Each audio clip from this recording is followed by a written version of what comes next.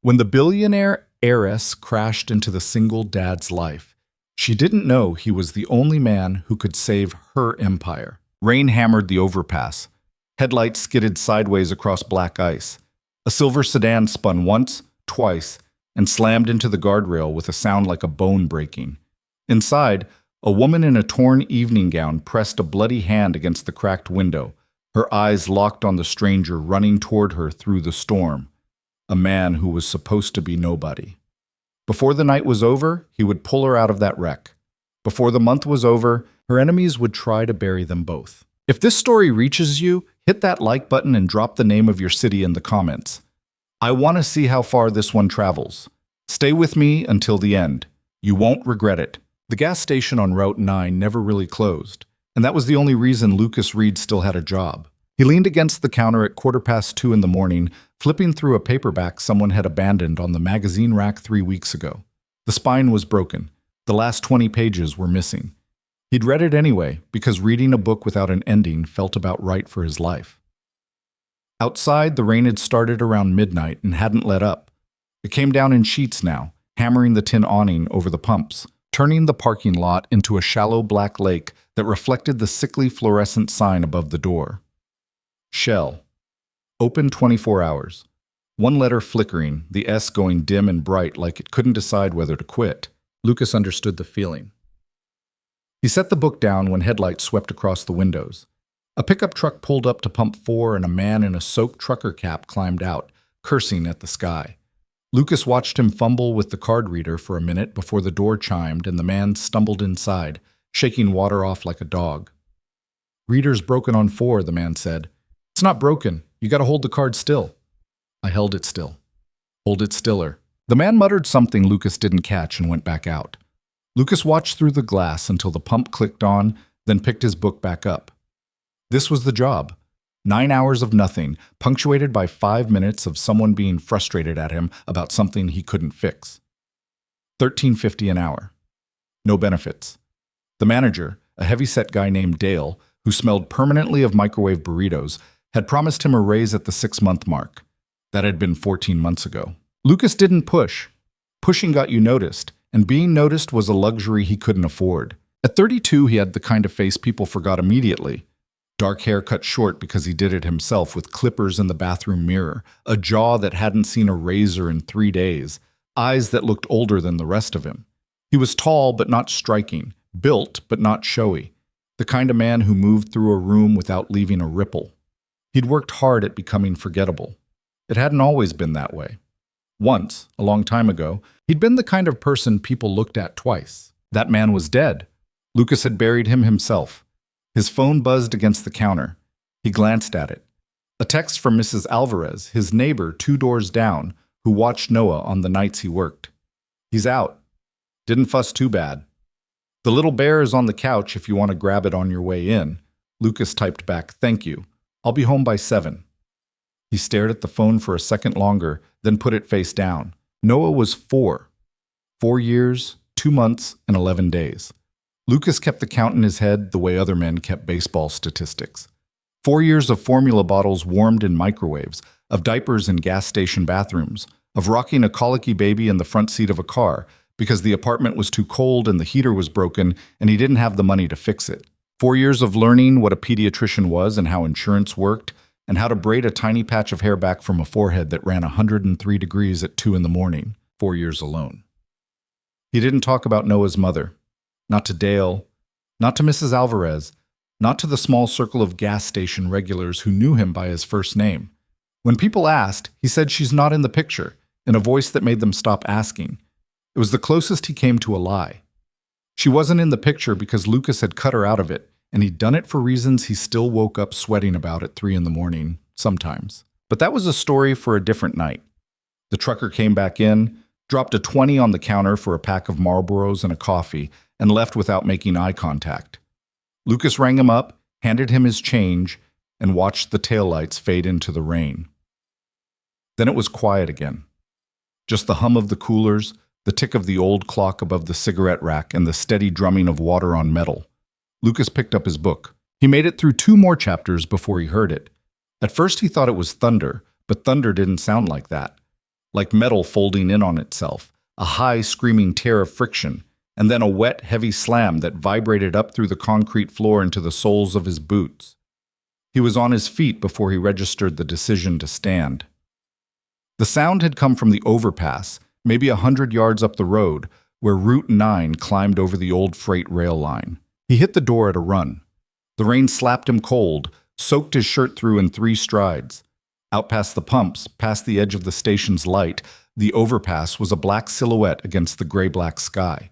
He could see a glow now, yellow and flickering, that hadn't been there 10 seconds ago. Headlights pointing the wrong direction. A car on its side, maybe.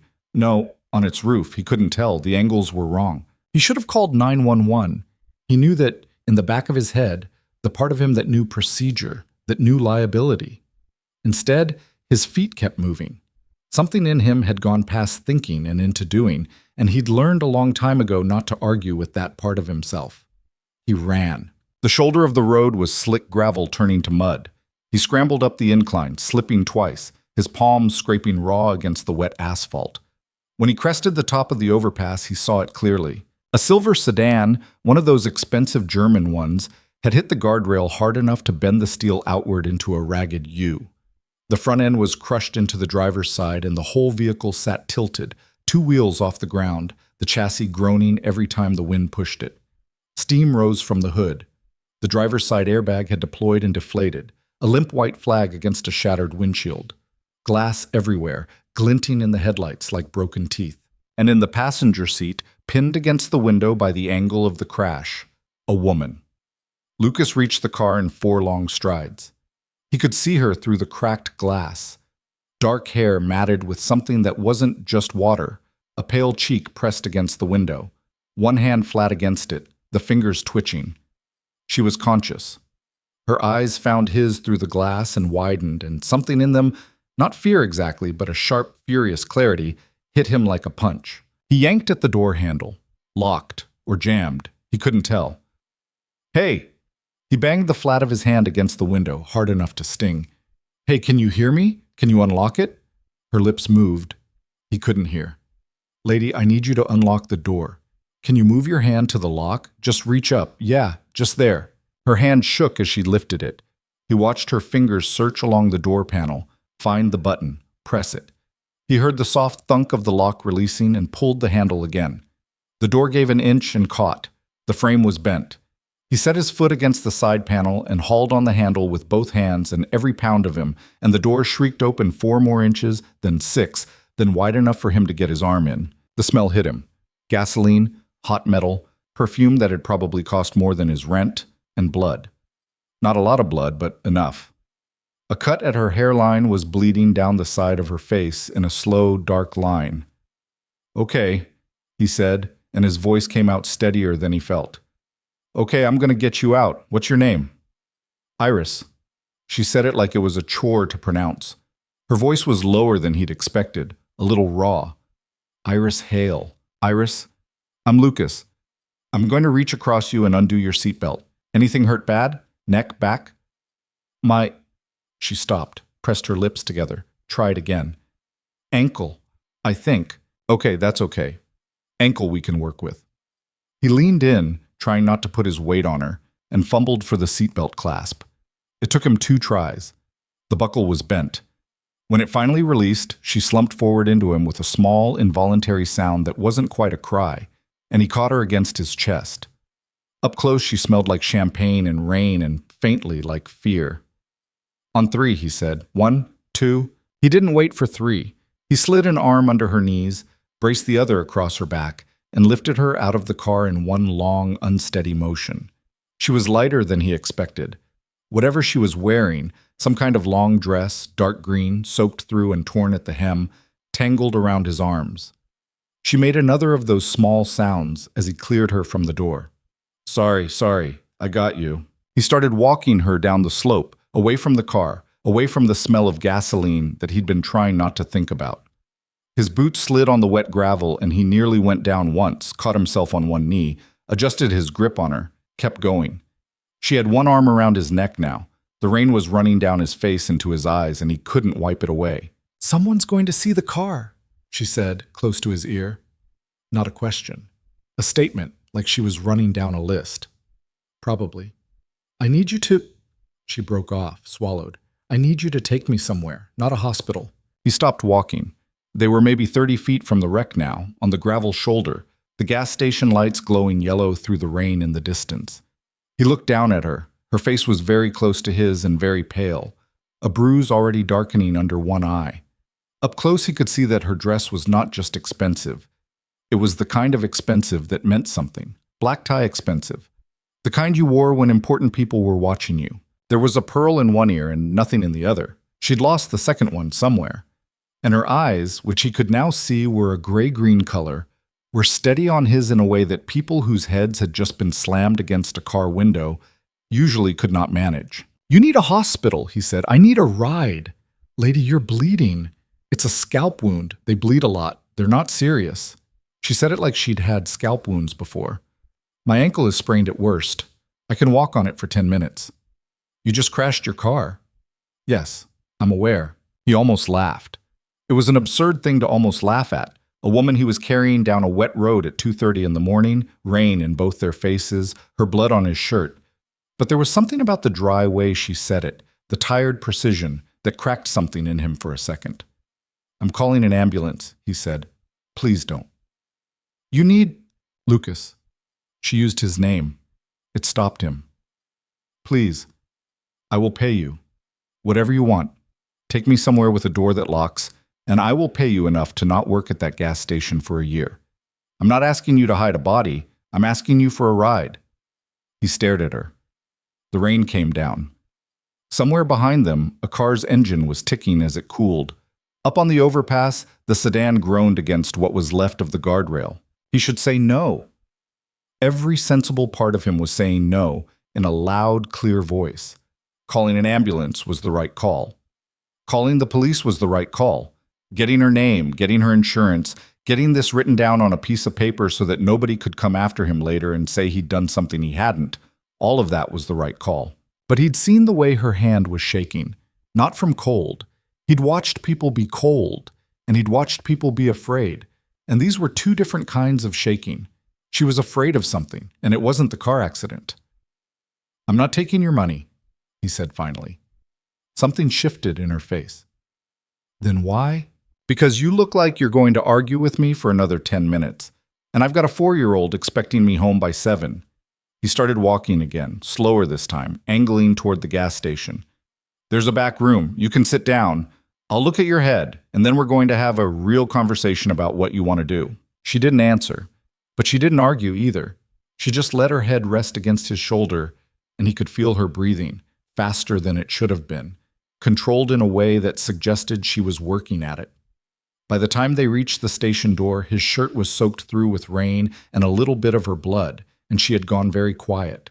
He kicked the door open with his foot because his hands were full and carried her past the counter and through the employees-only door into the back room. The back room was a 10 by 12 square with a metal desk, a folding chair, a coffee maker that didn't work, and a small sofa that Dale had brought in from his house 3 years ago for reasons nobody could explain. The sofa was brown plaid.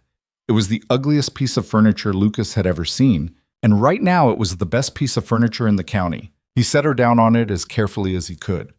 She hissed through her teeth when he jostled her ankle, then got herself back under control. Don't move, he said. Seriously, don't. He went to the front, flipped the deadbolt on the main door, turned the sign to closed. Dale would fire him if he found out. Dale would find out only if somebody complained, and at 2:40 in the morning on a Tuesday in a rainstorm, nobody was going to complain. He turned off the exterior fluorescence from the breaker panel in the hallway, because suddenly the idea of their silver sedan-shaped glow felt like a beacon for the wrong kind of attention. Then he went back to the back room. She was sitting up. In the overhead light, he could see her more clearly now. Late 20s, maybe 30, high cheekbones, a full mouth that was currently pressed into a hard line. The cut at her hairline had slowed to a seep. Her hair, which he suspected had been pinned up at some point in the evening, had half fallen around her shoulders in a dark tangle. She was holding her left ankle in both hands. First aid kit's under the desk, she said without looking up. How do you know that? Because every gas station on Earth has a first aid kit under the desk. He pulled it out. It was red plastic, cracked on one corner, mostly empty because most of the regulars had a tendency to help themselves to the Band-Aids, but there was a sealed gauze pad, a roll of medical tape, and a tiny bottle of antiseptic. He knelt in front of the couch. "I'm going to clean the cut on your head," he said. "It's going to sting." "I've had worse." "I'm sure you have." She looked at him then, sharp. He kept his face neutral and tore the gauze open. When he touched the alcohol to her scalp, she flinched but didn't make a sound. He worked carefully, wiping the blood out of her hair with slow strokes, the way he cleaned Noah's scraped knees. Up close, she didn't smell like blood. She smelled like something dark and green, some perfume that cost more than his car. "You're steady," she said after a minute. "What?" "Your hands. You're steady. I've had practice." "Doing what?" He didn't answer. He finished cleaning the cut, pressed the pad against it, taped it down. "Keep pressure on it for 5 minutes," he said, sitting back on his heels. "And let me see the ankle." She lifted the hem of her dress. It was a ridiculous dress for a car crash. Long and slim, and the color of pine trees with some kind of beading at the neckline, one thin strap torn. Her ankle was starting to swell, a blue-purple bloom above a delicate strap of a shoe. The shoe had cost, he thought, more than he made in a month. He took her foot in his hand. She drew a breath. "Can you flex it?" he said. She flexed. She winced. "Not broken," he said. "Probably. Sprained bad, though. You'll want to wrap it." "I don't suppose this fine facility has an ace bandage." "No, but we have medical tape and I've got a clean undershirt in my locker." Her mouth did something that wasn't quite a smile. "You're very prepared." "I'm a dad." That landed on her face in some way he couldn't name. She looked at him for a long beat, and then she looked away. He got the undershirt. He tore it into strips. He wrapped her ankle, not expertly, but not badly either, his fingers moving carefully around the swelling. The whole time she watched him, not his hands, his face. He felt it the way you feel a light on the back of your neck. When he was done, he sat back in the folding chair across from her. The clock above the desk read 2:58, rain still pounding. "Okay," he said. "Talk to me." "About what?" "About why you don't want an ambulance? Why you don't want police? Why a woman in a $10,000 dress was driving alone on Route 9 at 2 in the morning and wrapped her car around a guardrail?" "It was the road," she said. "The ice." "Sure. And the reason you don't want the accident on record?" She was quiet. She reached up and touched the gauze at her hairline, then let her hand fall. "Who did you think I was going to call?" he said more gently. "When I ran up to the car. Your eyes. You looked at me like you thought I was somebody else." "I didn't." "You did." She was quiet again, longer this time. When she spoke, her voice was different, lower, tired. "I thought you might be one of them," she said. "One of who?"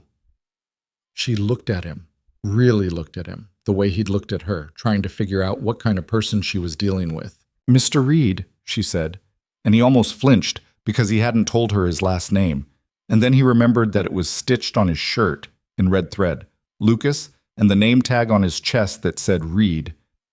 "Mr. Reed, tell me honestly, do you know who I am?" "No." "You don't follow business news?" "I don't follow any news." "Lucky man." "Not really." She almost smiled then. It was a small thing, and it flickered and went out, but he saw it. "I'm going to use your phone," she said. "I'm going to make one call, if you'll let me, and then I'll be gone within an hour.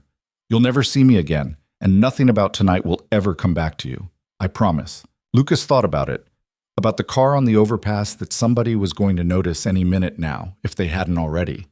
About the security camera above his counter, which he suddenly remembered and then, just as suddenly, remembered had been broken for 6 weeks, and Dale hadn't fixed it because Dale never fixed anything. About his kids sleeping in Mrs. Alvarez's spare room with a stuffed bear on the couch waiting for him. About the way this woman had said one of them like there was a them, and the way her hand had twitched on the car window in a pattern he recognized from his own history, from a version of himself he'd buried. "Use the landline set," he said. "The one behind the counter. Don't use your cell. If somebody's tracking it, you don't want them getting a ping off my tower." She went very still. "You understand what I just said," she said slowly. "That's not something most people would understand. I didn't always work nights at a gas station. He stood up. He offered her his hand. She looked at his hand for a long moment, and then she took it and pulled herself up onto her one good foot and leaned against him.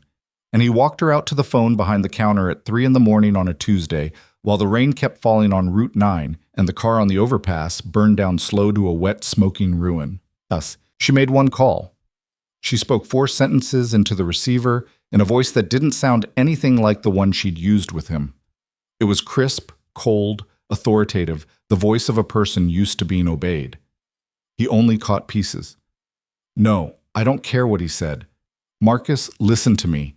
A blue sedan, unmarked, no driver you recognize at the end of Route 9 before the exit, 1 hour." Then she hung up. She turned and looked at him. Her ankle was bandaged with strips of his undershirt. There was still dried blood in her hair. She was standing behind a counter at a Shell station in her destroyed $5,000 gown, and somehow she had arranged her face into the expression of a woman sitting at a boardroom table. "An hour," she said. "Then I'm out of your life." "Fine. What do I owe you?" "I told you, nothing." "Mr. Reed," she said it almost kindly, "people don't do things for nothing. Let me do this the way I know how. And I'm telling you, you don't owe me anything. I did what any person would do." "No." She shook her head. A strand of wet hair fell across her face, and she pushed it back with fingers that were steadier than they had been half an hour ago. "You did what almost no one would have done. I know the difference." He didn't know what to say to that, so he didn't say anything. He made her sit back down on the sofa in the back room. He made her a cup of instant coffee in a paper cup because it was what he had, and she took it with both hands like it was important that her hands be occupied. They didn't talk much after that. She asked him one question: "How old is your son?" And he said 4, and she said something very quietly that he didn't catch. He didn't ask her to repeat it. The hour passed. At 4:03, headlights came up the road. Not the highway, the service road, and a dark blue sedan pulled up behind the station, out of view of the road, with the precision of someone who had done this before. She stood. She tested her weight on the ankle, grimaced, and then set her face into something unreadable. "Mr. Reed." "Yeah. I'm sorry about your shirt." "It's fine." "It isn't." She looked down at herself, at the ruin of her dress, and then back up at him. "None of this is fine, but you've been decent to me, and I won't forget it." "You don't have to remember it. Just get home safe." "Home." She said the word like it was in a language she didn't speak well. Then she nodded, once, sharp, the way you close a door. He helped her to the back. A man in a dark coat got out of the sedan and came around to open the passenger door. He didn't make eye contact with Lucas. He had the posture of somebody who'd spent time in a uniform once. Iris climbed in on her bad foot, slow, and the man closed the door behind her. For a half a second, through the glass, she looked back at him. Her face was unreadable. She didn't wave, didn't smile, didn't mouth anything. She just looked. Then the car pulled out, and the taillights went up the service road, and then they were gone. And Lucas Reed was standing in a wet t-shirt behind a gas station on Route 9 at 4 in the morning with a blood-stained shirt in his hand and no proof any of it had happened at all. He went back inside. He flipped the breaker. The fluorescents came back on. He unlocked the front door. He turned the closed sign to open. He walked into the back and he picked up the bald rag that had been his undershirt and the paper cup she'd left half full of instant coffee, and he threw them both in the trash. The gauze wrapper was still on the desk. He threw that out too. He stood in the middle of the little room, listening to the rain, and for the first time in a long time he let himself think, really think, about his old life, about the training, about the things he'd done in rooms not that different from this one, in countries he wasn't allowed to name, for a version of the United States government that had also never officially existed. About the day he'd walked away from all of it with a 1-year-old son on his hip, and a resignation that the man across the desk had accepted with a face like a closing vault. He hadn't recognized himself tonight. Not in the way he'd run up that embankment without thinking. Not in the way his hands had known exactly how to clean a scalp wound and wrap a sprained ankle. Not in the way he'd told her, without hesitation, which tower her cell phone would ping off.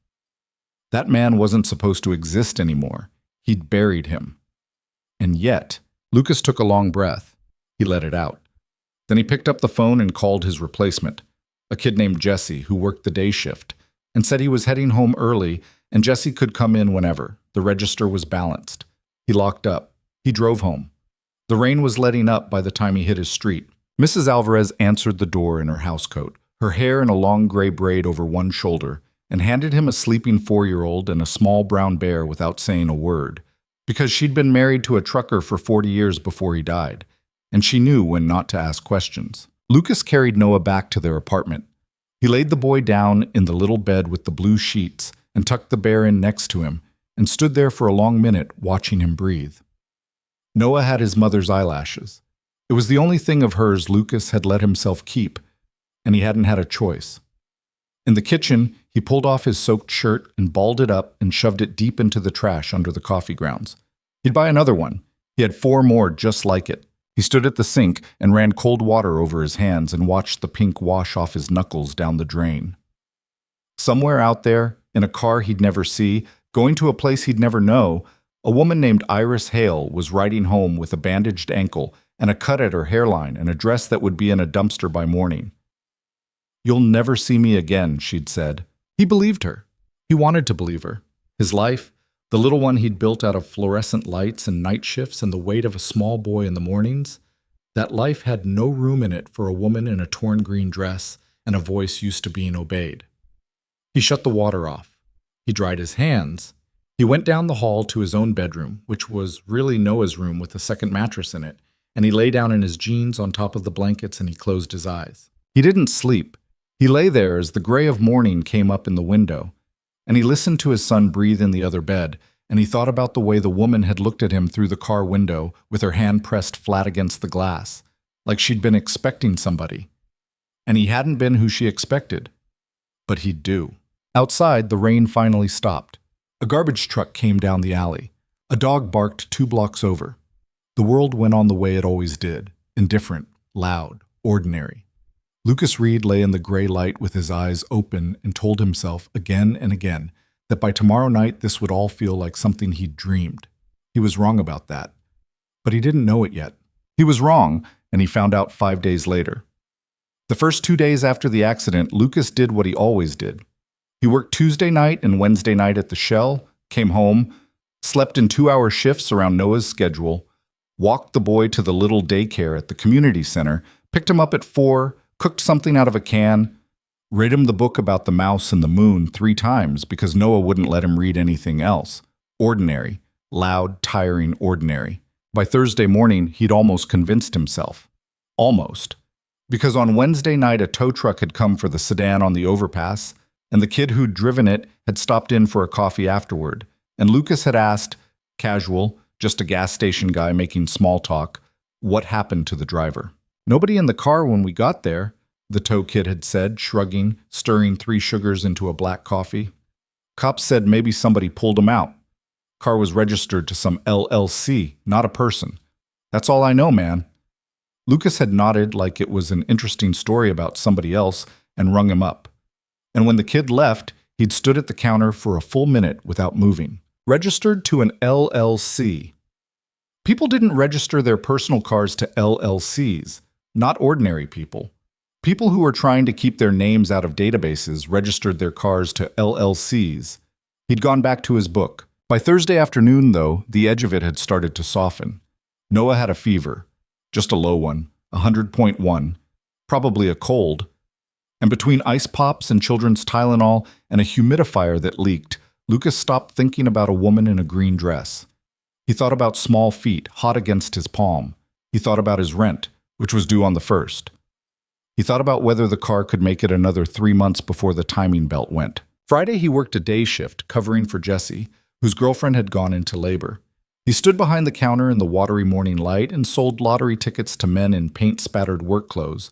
And by Friday afternoon, Iris Hale felt like somebody he'd seen in a movie a long time ago. Saturday morning, he took Noah to the park. It was the first dry day in a week. The sky was still that washed-out pale color that followed a long rain, but the sun was actually out, and the grass in Benton Park was green-brown and spongy under their shoes. Noah was in rubber boots with frogs on them, and a coat 2 sizes too big because Lucas had bought it to last him through the winter. Lucas pushed him on the swing for a while, then let him run off to the little plastic climbing structure, and sat on a bench with a cup of bad coffee from the truck that parked by the baseball diamond on weekends. He was watching his son climb up the slide backwards. Noah had a whole theory about slides, which was that going up them was more interesting than going down. When a woman sat down on the other end of the bench, he didn't look over at first. It was a public bench. People sat on benches. Then she said, "He has your eyes." He went very still. She was wearing jeans, dark ones, expensive looking but unshowy, with a cream-colored sweater and a wool coat draped over her lap. No makeup he could see. Her hair was pulled back in a low knot. The cut at her hairline was healing, a thin red line still visible under the sweep of the hair. She had a walking boot on her left foot, the kind you got from an orthopedist, and she was holding a paper cup of coffee from the same bad truck. "Iris," he said. "Mr. Reed." "What are you doing here?" "Watching your son go up a slide backwards. He's very committed to it." "That's not—" "I know what you meant." She took a sip of her coffee. Her hand, he noticed, was not quite steady, and she was trying to hide that by holding the cup with both. "I asked a question of the wrong kind of person and got an address. I won't do it again. I'm sorry."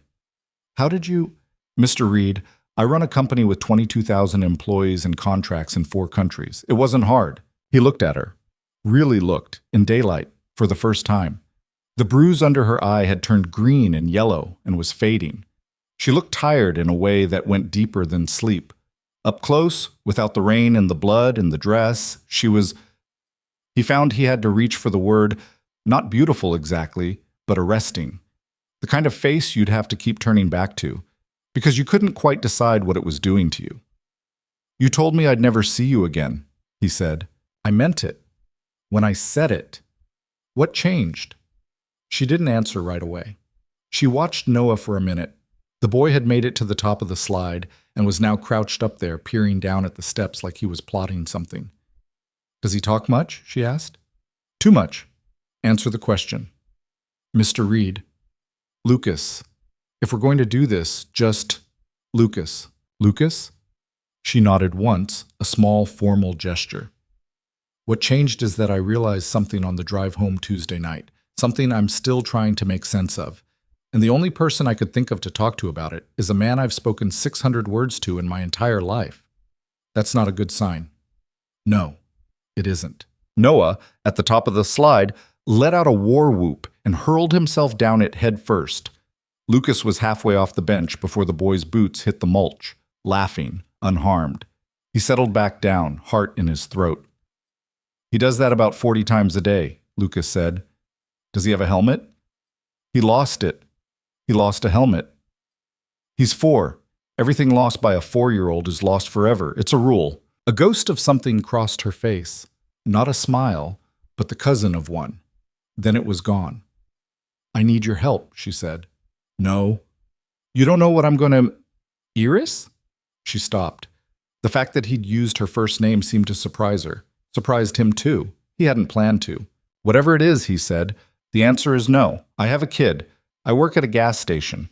I'm not— Whatever you think I am, whatever you figured out about me on Tuesday night, that's not what I am anymore. I made a choice. I live with it. I'm not asking you to be who you were. Then what? I'm asking you to be who you were on Tuesday night, for 1 week, maybe 2. He turned to look at her fully for the first time. She was looking straight ahead, watching Noah, and he could see the profile of her jaw working. "Someone is trying to take my company from me," she said quietly. "Not buy it. Take it. They've been building a case for 8 months, and I didn't see it because I was too busy running the business. Now they're almost ready to move. 2 weeks from Tuesday, there's a board meeting. If I walk into that room without proof of what they've been doing, I walk out of it no longer the CEO. That's a problem for lawyers. I have lawyers. I have 12 lawyers. They're very good. Then, the evidence they're using is fabricated, financial records, wire transfers that didn't happen, meetings I didn't take, but they've built it with the kind of care that makes it look real to anyone who doesn't know exactly where to push. My lawyers can't find the seam, because they're lawyers." She turned to him. Her eyes were very direct. "You," she said, "are not a lawyer. I'm a father. I'm not asking you to do anything dangerous. I'm asking you to look at documents, pattern recognition. Things ordinary investigators would miss. A few nights, paid, and when it's over, I disappear again. For real, this time. Lucas watched his son. Noah had given up on the slide and was now engaged in a deeply serious conversation with a dandelion. "Why me?" he said finally. "There are people in this country who do this work for a living. People with badges, people with clearances. You've got the money to hire any of them." "Because I don't know who's in it." He looked over. "The people trying to push me out," she said, "are people I've trusted for years. One of them I've known since I was 19. If I bring in anyone connected to the security world, anyone with a firm name, a license number, a registered office, there is a non-zero chance it gets back to them within 48 hours. I need someone outside the map. And on Tuesday night, Mr. Reed, Lucas, you were the most outside the map person I'd ever met. You knew what a cell tower ping was. You ran toward a wreck instead of away from one. You didn't take my money, and you haven't in 5 days called a single journalist. I wouldn't do that. I know. I had someone check." He laughed. It wasn't a real laugh, but it was close. "Of course you did. I had to." "Yeah, you did. That's how that works." They sat for a moment. Somewhere a dog was barking. Noah had moved on from the dandelion to a cluster of pigeons, which he was trying to direct with hand signals, as if they were a tiny feathered orchestra. "What's his name?" Iris said. "Noah." "Noah. I'm not a bodyguard, Iris. I'm not an investigator. What I was, a long time ago, was a person who did specific jobs for a specific organization. I'm not that person anymore. I don't have the access. I don't have the contacts. I don't have anything." "You have eyes," she said. "You have a pattern-matching brain that spent, 6 years? 8? Looking at documents for things that didn't add up. And whatever you did at the end that made you walk away, I'm not asking you to do that again. I'm asking you to read spreadsheets. In a hotel room, with the door locked, for money that fixes whatever it is you worry about when you lie awake at night." He turned his head. "Don't," he said. "Don't what?" "Don't do the thing where you pretend to know what I worry about." "I don't have to pretend. You worry about him." She didn't look at Noah, but she didn't need to. "You worry about the rent. You worry about the timing belt on your car. I saw it sitting in the lot. I worry about a company. You worry about a kid. I'd rather have your kind of worry for what it's worth. I've been on both sides." He was quiet for a long time. "What's the money?" he said finally. He hated himself for asking. He asked anyway. 75,000 for up to 3 weeks. If it finishes sooner, still 75. Cash or wired, whichever you prefer, to an account of your choice. That's a lot of money for reading spreadsheets. I'm paying for discretion and an hourly rate that reflects what you're actually worth, which is not $13.50. I'm also paying for risk. I'm not going to pretend there's no risk. The risk is low. It's not zero. How low is low? Low enough that I wouldn't be sitting next to you in a public park if I thought anyone was following me right now. High enough that I'm not going to lie to your face about it. He breathed out through his nose. You'd stay at my place? He said. Or, no. She shook her head. You come to me. When you can. When he's at daycare. At night when he sleeps. Whatever works. I've taken a furnished unit across the river in Riverside. Nothing in my name. You'd never be seen entering or leaving. And whatever you do, whatever you find, stays in that apartment. No paper trail to your home. No device I give you crosses the threshold of where he sleeps. Non-negotiable, from my side. He looked at her. She'd thought about this. Not in the way of a person making a pitch. In the way of a person who'd gone down each branch of the thing and cut off the ones that ended badly. For his sake. Not just hers. It bothered him how much that mattered. I need to think, he said. Of course. She reached into her coat pocket and pulled out a small flip phone, the kind that came free with certain plans or that you bought for cash at a convenience store. She set it on the bench between them. If the answer is yes, she said, turn it on and press the one. It only calls me. It doesn't do anything else. If the answer is no, leave it in a drawer and don't turn it on and I will understand. I won't come back. You have my word. Your word. For what it's worth. I don't know what it's worth yet. Fair. She stood up slowly, careful of the boot. She looked across the playground at Noah, who was now on his back in the mulch, staring up at the sky, having apparently exhausted the pigeons. He's a very earnest little person, she said. Yeah, he is. I hope you say no, Lucas. He looked up. I mean it, she said. I hope you look at that phone and you leave it in a drawer, because the world I live in eats people, and I'd rather you keep your life the way it is than get pulled into mine. If I thought I had another option, I wouldn't be here. I want you to know that. I want you to know I know what I'm asking. He didn't answer. He didn't know how to.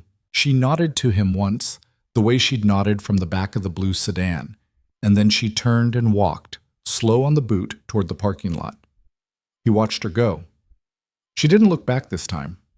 Noah came running up, mulch in his hair. Who was that lady? Just somebody I met. She had a boot like the one you had when you hurt your foot. Yeah. She looked sad. Did she? A little. Noah considered this with the gravity of a philosopher. Can I have fruit snacks? In a minute. Go get your hat. Lucas sat on the bench until Noah was out of earshot. Then he picked up the flip phone and weighed it in his palm. It was lighter than it had any right to be. He thought about the sentence $75,000.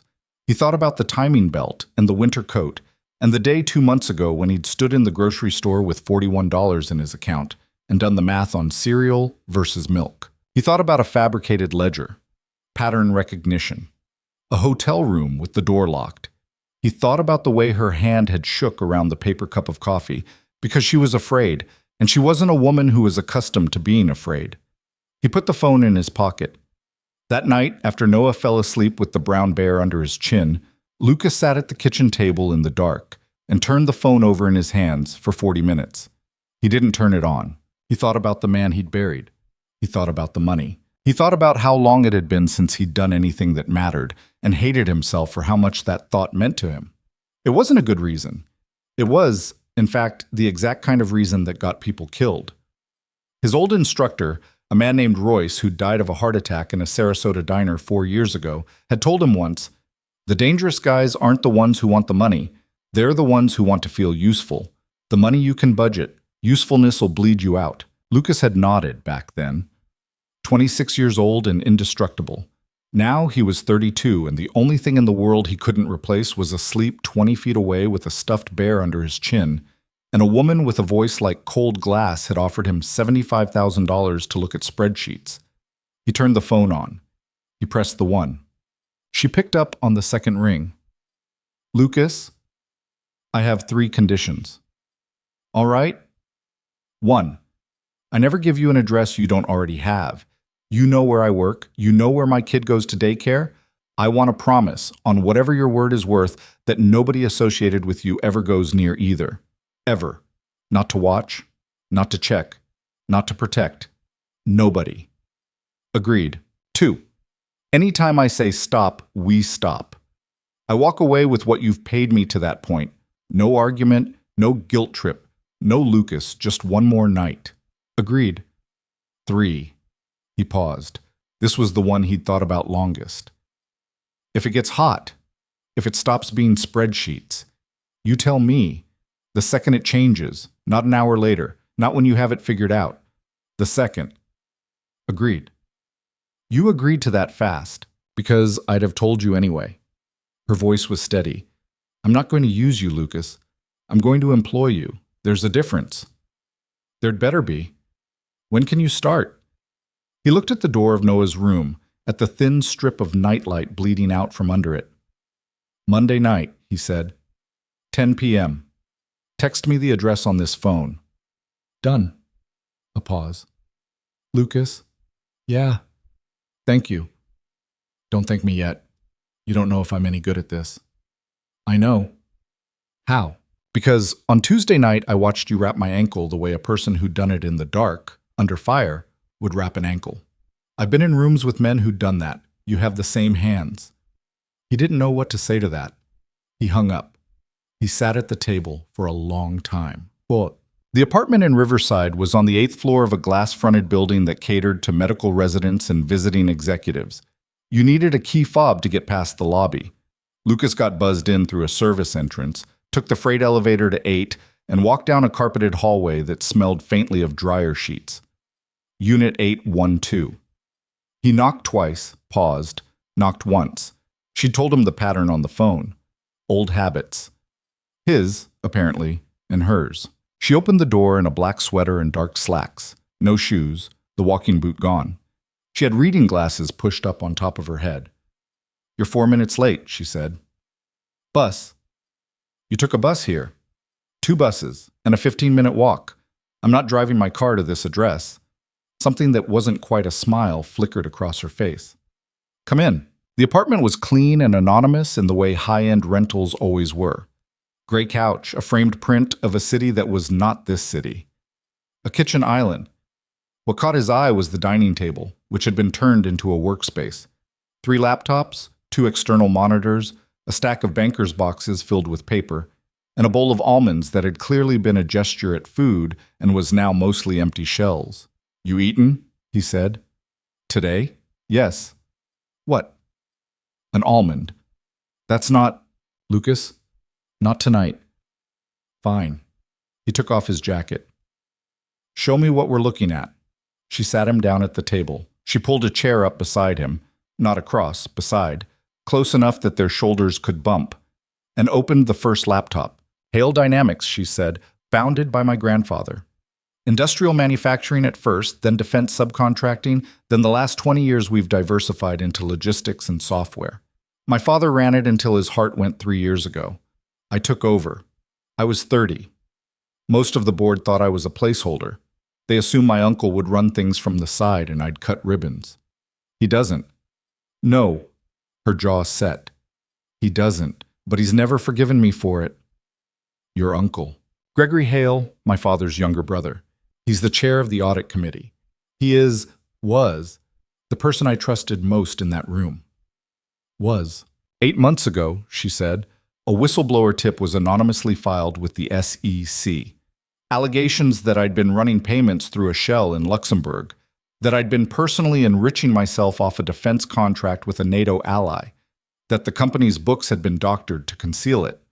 The filing triggered a preliminary inquiry. My lawyers handled it. The inquiry was closed." "Okay." 3 months ago, a second filing went in. Different angle, different documents. This one got further. My general counsel flagged it to me. I brought in outside forensic accountants, and we traced the allegations back to internal documents that only certain people would have access to. "Who?"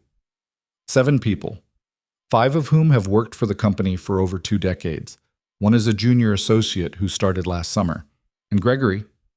So 6 suspects and a kid. Essentially, the internal forensic team cleared 4 of the 5 senior people. I personally cleared the junior associate. She was in Seoul the week the documents were created. That leaves 2. Gregory and who? Ethan Walsh, Chief Financial Officer. He's been at Hale Dynamics for 26 years. He was at my father's funeral. Her voice went flat. "He was at my wedding." Lucas looked up. "You're married." "Was. It didn't take 2 years. We shouldn't have. It's not relevant." "Noted." She went on faster. "In 4 days, the board convenes to review the findings of an independent investigator they retained. The investigator's report will formally recommend that I step down pending a full review. Once that recommendation is on the table, a simple majority of the board can suspend me with cause. 6 votes. I have 4 solid. Gregory has 4 solid. The swing votes are 2 members who are technically neutral, but who have been having an awful lot of dinners with my uncle lately." "So you're walking in down 2? "I'm walking in down 2 unless I can walk in with the real story. Not denials, not counter-accusations. The real story. Who did it, how they did it, and proof. In 4 days. In 4 days." He whistled low. "Yeah," she said. "Show me the documents." She did. They worked until 3 in the morning that first night. Lucas was rusty. He hadn't looked at anything like this in 6 years, but the shape of it came back faster than he wanted it to. The boxes were organized by fiscal quarter, and he started there, pulling at threads, looking not for the smoking gun she'd already gone after, but for the small things, the things nobody careful enough to fake a Luxembourg shell would bother to fake. Meal receipts, travel logs, gas stops on corporate cards, the little pebbles that told you where a person had actually been. Around 1, he got up to stretch and realized she hadn't said anything in 40 minutes. She was at the other end of the table with her head in her hands, staring at a page. Hey, he said. She looked up. You need to eat something. I'm fine. You're going to be useless to me in 3 hours if you don't. Do you have anything? There's... in the fridge. There's some things. Angela stocked it. Who's Angela? My assistant. The only person who knows I'm here. The one person who knows you're here is a person who knows you're here. Angela has worked for me for 11 years, and she's godmother to a child I don't have yet. And if you suggest she's a problem, I'm going to throw this stapler at your head. He held up his hands. Fine. Fine. I'll make you a sandwich. He made her a sandwich. Turkey, cheese, tomato, on bread that was nicer than any bread he'd ever eaten. He put it on a plate. He set the plate next to her on the table. She looked at it for a long moment, like she was trying to remember what food was, and then she picked it up and ate half of it in what seemed to be 3 bites. Slow down, he said. Jesus. I forgot I was hungry. Yeah, I noticed. She chewed. She swallowed. She looked at him. Does he eat well? She said. Who, Noah? Off and on. He's 4. Monday he only eats yogurt. Tuesday he won't touch yogurt. It's like negotiating with a drunk. A small laugh escaped her, a real one this time, short and surprised, and she put her hand up to her mouth like she wanted to catch it and put it back. You don't do that very often, do you? Lucas said. Do what? Laugh. I used to. He let that sit. He went back to his pile. He came back Tuesday night, and Wednesday, and Thursday. By Thursday, he had found the first real thing. Ethan Walsh's corporate card showed a fuel purchase at a gas station in Annapolis, Maryland at 8:47 a.m. on March 14th. 12 minutes later, a document had been uploaded to the Hail Dynamics secure server from an IP address that resolved to Annapolis. The document was a falsified wire transfer confirmation, one of the core pieces of evidence the SEC filing rested on. The trouble was, on March 14th, Ethan Walsh was in a board meeting in Chicago. There was video of it. He'd asked 2 questions. Someone else used his card, Iris said, flat, staring at the timeline Lucas had laid out in front of her. Someone who had access to his corporate card and to the Hail Dynamics server and to his login credentials, and who was in Annapolis on March 14th. She sat back. She rubbed her eyes with the heels of her hands, and when she lowered them, there was something different on her face, something hard. Gregory has a weekend house in Annapolis, she said. Yeah, Lucas said. I kind of figured he might. Ethan and Gregory have been friends for 30 years. Yeah.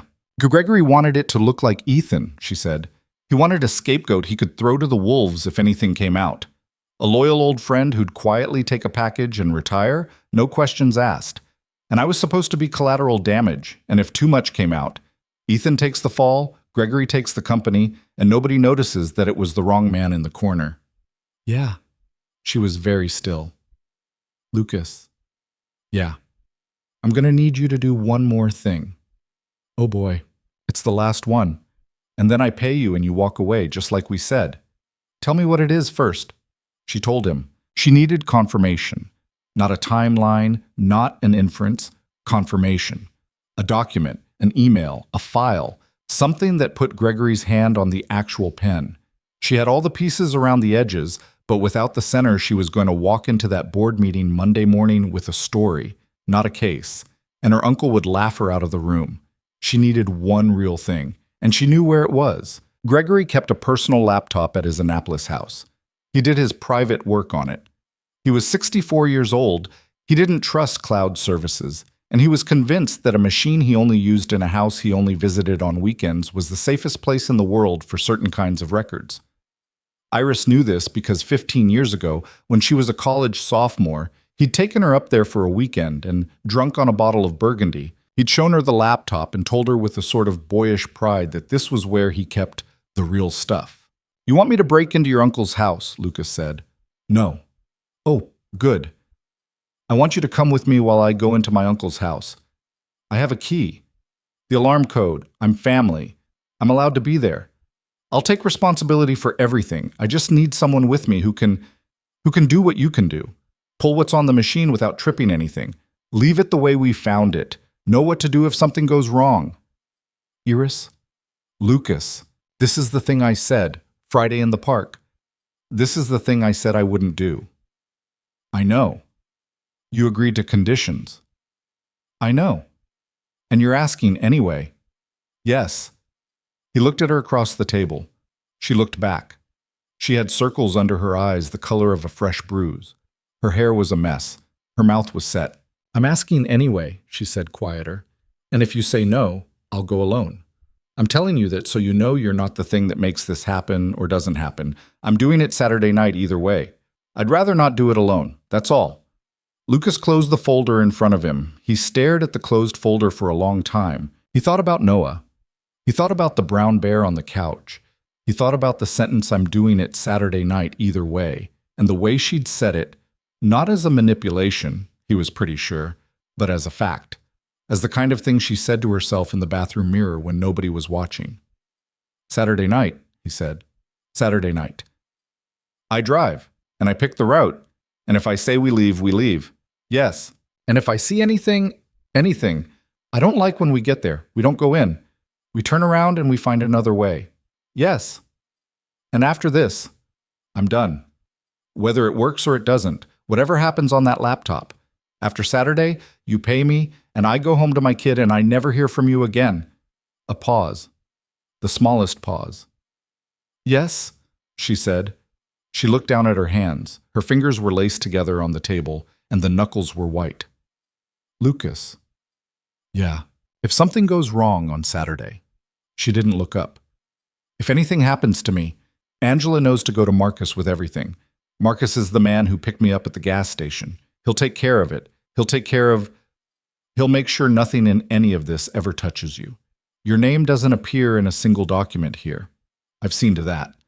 I'm telling you so that if you need to walk out of here right now, you can, and you'll be fine.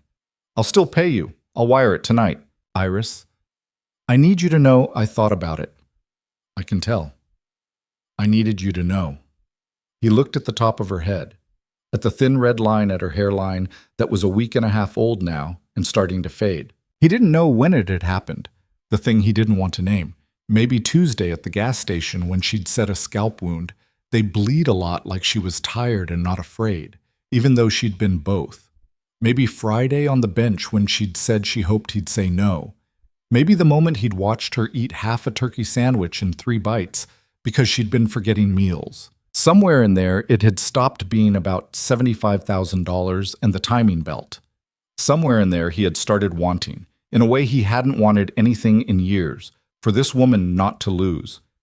He wasn't going to tell her that. He wasn't going to tell himself that very loudly either. Saturday night, he said. 8 o'clock.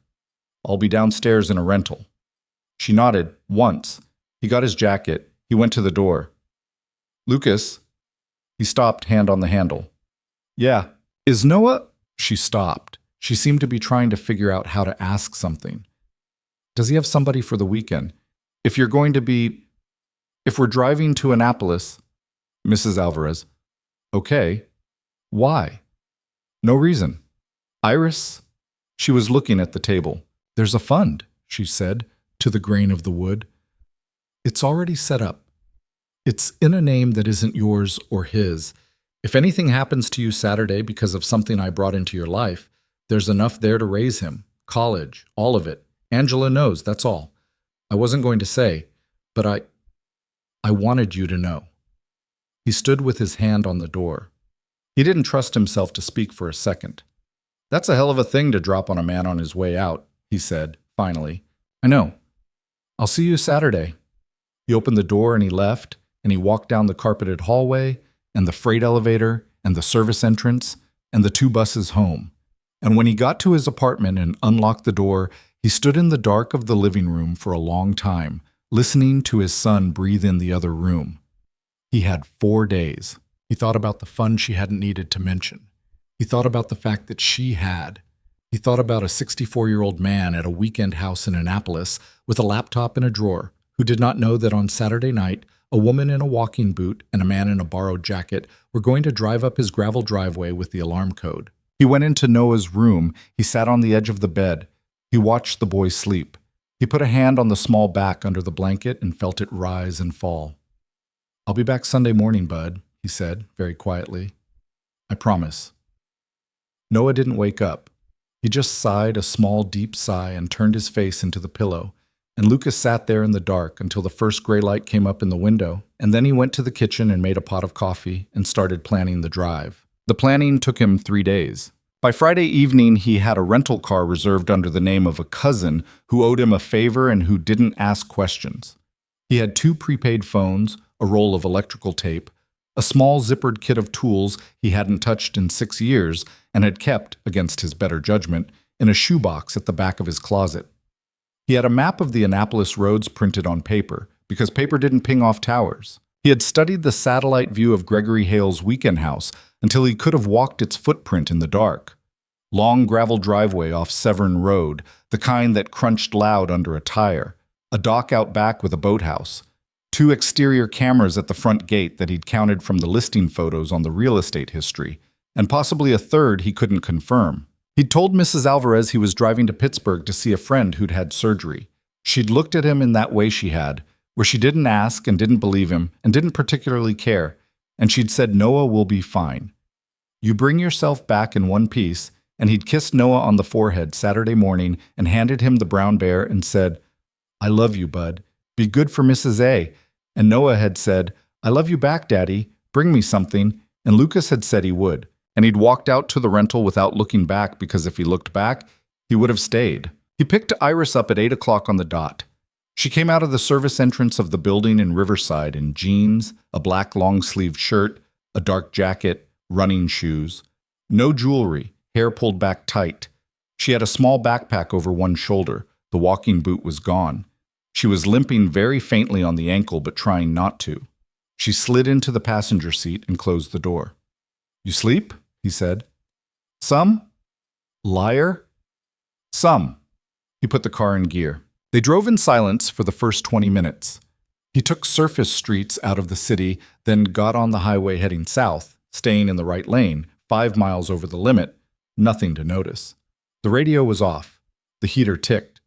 Outside, the dark came down early the way it did in November, and the world reduced itself to 2 lanes of asphalt and red taillights. Around mile 40, she spoke. "What did you tell him?" "What?" "Your son, about tonight, that I was driving to see a friend in Pittsburgh." "Does he believe you?" "He's 4. He believes everything I say. That's the part I try not to think about." She was quiet a minute. "My father used to lie to me," she said, "about business trips, when I was small. He'd say he was going to visit a sick aunt, and I'd find out years later that there was no aunt. He was in Frankfurt negotiating a contract. It wasn't malicious. It was just his way of keeping it separate. The work. From me." "Did it work?" "No." She looked out the window. "I was smart. I could tell when he was lying, and I decided when I was 10 or 11 that I was going to go into the business partly so he'd stop." "Did that work?" A small breath that was almost a laugh. "No." He drove. "You don't have to lie to him," she said, "if you don't want to. I was going to say it like advice, but I'm not sure I'm the person to be giving you advice about fathers. I'll tell him the truth someday. Some version of it. When he's old enough to hear a version. And when will that be?" "I don't know. Later than I probably think." She nodded and didn't push, and Lucas felt, not for the first time in the past week, a strange, small, grateful thing in his chest at the way she knew when to stop. Most people didn't. Most people, when you gave them an inch of your life, took the mile. Iris Hale took the inch, and she put it down carefully, and she didn't reach for more. They reached the turn for Severn Road at 10 past 10. He killed the headlights a quarter mile before the house and pulled off onto a dirt pull-off he'd scouted on satellite, behind a stand of pines. He shut the engine. The quiet was huge and black and full of insects. "Okay?" he said. "Run me through it one more time." Alarm code 492701. Keys in the, not the house, your uncle. He's at a fundraiser in Georgetown until midnight. He'll stay overnight at his apartment in D.C., not here. He doesn't come up to Annapolis on weekends in November. The caretaker couple, the Millers, live in the cottage by the road. Their lights go off by 9:30. They don't walk the grounds. The security system is zoned.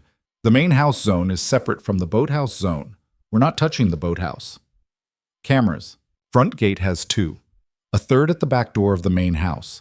None inside because Gregory doesn't trust clouds and he doesn't want recordings of himself. The front gate cameras are motion activated, but the feed goes to a DVR in his study, not to any third-party service. No cell modem. It's an old system. That's what you remember. It's what I've checked. Angela had a security consultant walk the property last year under the cover of an insurance review. I have the report. You had a security consultant case your uncle's house. I had a security consultant review my family's properties after my father died. Gregory's was one of 4. Okay, he breathed out. Okay, he said again. He reached into the back seat and pulled a small black duffel into his lap. He unzipped it. He took out a pair of thin leather gloves and put them on. He handed her a pair, and she put them on too. He took out a small headlamp, a red lens over the bulb. He handed her a second one. He took out a small black device about the size of a deck of cards, with 2 short wires coming off one end. What's that? She said. It's what's going to let me image the drive without having to take it with us, or boot the machine in a way that leaves a log. I thought you were rusty. I am. Royce made me keep this. He said the day would come I'd need it. I thought he was being sentimental. Royce. Man who trained me. He died. Sorry. It was a good death. Diner in Sarasota. Heart gave out between the eggs and the toast. We should all be so lucky. He zipped the bag. He put it over his shoulder. They walked. The gravel of the driveway was loud even at a walking pace, so they stayed off it, moving along the grass verge where the ground was soft with fallen pine needles. The house appeared through the trees in pieces. A roof line, a gable, a dark slate of windows that caught the slight moonlight. It was bigger than it had looked in the satellite photo. It was a lot bigger. Stone, with a wide stone porch, a turret on one side, a slate roof. The kind of house that had been called a cottage in 1910, by people for whom a cottage was the thing you had when you didn't feel like using one of the real houses. The caretaker's cottage off to the left was dark. 2 upstairs windows glowed faintly with the flicker of a TV. They skirted the front of the house, crossed through a line of hydrangea, came around to the back. A stone terrace, a long, dark swimming pool covered for the winter. A set of French doors. Iris knelt by a planter. She tipped the pot. She slid a brass key out from a small magnetic box taped to the underside. Really, Lucas said. I know. You people. I know, Lucas. She unlocked the French doors. The alarm panel was just inside, a soft beeping in the dark. She punched in the code. The beeping stopped. They were in. The house smelled like old wood and furniture polish, and a little bit like a cigar somebody had smoked a week ago. The French doors opened into a library that ran the width of the back of the house. Bookshelves to the ceiling, a pair of wingback chairs, a fireplace laid with logs that hadn't been lit, a big mahogany desk at one end. Study's upstairs, Iris whispered. He works in the study. Lead. She led. They went up a back staircase that creaked twice, and each time they froze and listened for a 10 count before they moved again. At the top, a long carpeted hallway. She turned right, past 2 closed bedroom doors, to a set of double doors at the end. The study was what the library downstairs was pretending not to be. The real one. Oriental rug, a heavy desk, a leather club chair, an old globe on a stand. A framed photograph on the desk showed a young Gregory Hale and a man who Lucas assumed was Iris's father, both in tuxedos, both grinning, arms around each other's shoulders. Iris looked at the photograph for half a second and then looked away. Where's the laptop? Lucas said. The bottom drawer on the left. It's locked, but he keeps the key in the pen cup on the top. He keeps the key for a locked drawer in a pen cup on the same desk. He's 64 years old and he's never been robbed, Lucas. That's going to change. The key was in the pen cup. The drawer opened. Inside was a silver laptop, a charger, and a small external hard drive the size of a pack of cards. Bingo, Lucas said quietly. He pulled both out. He set the laptop on the desk, opened it. The screen lit up with a login box. He didn't touch the login. Instead, he plugged the little black device into one of the USB ports on the side, flipped a switch on it, and waited. A small green LED came on, then a small blue one. What is it doing? Iris said, telling the machine it's a keyboard and a mass storage device at the same time. In about 90 seconds, it'll have a full image of the drive. We won't boot the operating system. It'll never know we were here. And the external? Same thing, one at a time. That one's probably just files. It'll be faster. They stood in the dark of the study. He watched the LEDs. Iris stood very still next to him, arms crossed, breath shallow. The clock on the mantel ticked. Somewhere below them, the house made a small settling sound and they both flinched. "Talk to me," she said quietly. "About what?" "Anything. I'm going to lose my mind standing here." He kept his eyes on the LEDs. "Noah had a nightmare Thursday night," he said. "He dreamed there was a crocodile in the closet." A crocodile? Specifically a crocodile, not an alligator. He was very firm about it. "What did you do?" "I opened the closet. I told the crocodile he wasn't welcome. I closed the closet." "And that worked?" "For about 45 seconds. Then he said he could still hear it breathing. I had to get the flashlight and do a second pass, talk to it more sternly." A tiny laugh from her, in the dark. "I had a lamp in my closet when I was small," she said. "A nightlight shaped like a mushroom. I thought it was a person. Every night for a year I thought there was a small glowing person in my closet watching me sleep." "Did anybody tell you it was a lamp?" "Eventually. My father finally went in and held it up and said, 'Iris, this is a lamp.' And I was so embarrassed I cried." "How old were you? 6? At 6, a small glowing person in the closet sounds pretty reasonable." "It does, doesn't it?" The first LED blinked from steady blue to steady green. "Main drive's done," Lucas said. "External next." He swapped the wires over. The little device did its quiet work. Outside, somewhere, a car went by on Severn Road, slow, and they both stopped talking and listened to it until the engine faded away into nothing. "I've been thinking about something," she said, when it was quiet again. "Yeah, when this is over, when I walk into that room Monday and put it all on the table, whatever happens, win or lose. Yeah. I'm not going to be the same afterward. I can feel it. I don't know what I mean by that yet, but I can feel it." He kept his eyes on the LEDs. "You've been alone a long time," he said. He didn't know where the sentence came from. He said it anyway. "Yes. That's something I know a little about." "I know you do. You get used to it. It's not even that bad. After a while, you mostly notice when it stops, not when it's happening." "When did yours stop?" "Noah. The day he was born. I didn't even know I'd been alone until I wasn't." Lucas. "Yeah. I'm going to owe you more than $75,000 before this is over." "No." "Yes."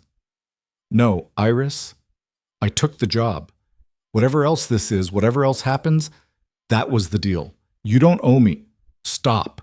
He stopped. "Just stop," she said. "I'm not offering you money. Don't do the thing where you get cold because you don't know what to do with what I'm saying." He breathed out. "I don't know what to do with what you're saying," he said. "You're right. Okay? Okay?" The second LED went green. "We're done," he said. He unplugged the device. He put the laptop back in the drawer the way it had been. He put the hard drive back. He closed the drawer, turned the key in the lock, returned the key to the pen cup, lined it up exactly the way it had been. He stepped back. He took one long look at the desk, at the room, checking for anything out of place, and then he nodded. They went back down the hall, down the stairs, through the library, out the French doors. Iris armed the alarm. Iris locked the door. She slid the key into the magnetic box.